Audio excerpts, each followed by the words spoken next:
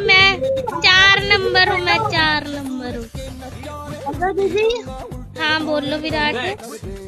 और मैंने इंस्टाग्राम में आईडी देखी थी, एक लड़का तुमको कह रहा था, क्या कह रहा था? दीदी को छोड़ दो और उसके पास मत जाओ। अरे यही था वो, यही था, यही था।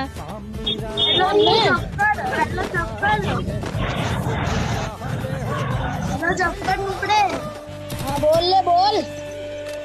पहले खेलना सीख, फिर तू लड़की पटाने जाना। मैं कल पटा रही हूँ, मैं झाटू। हेलो जादू, कम बोला कर, मेरे टाइम पर कुछ खेला इससे धुल्ली कट जाएगी। दो लुल्ली गोरख बजाती है।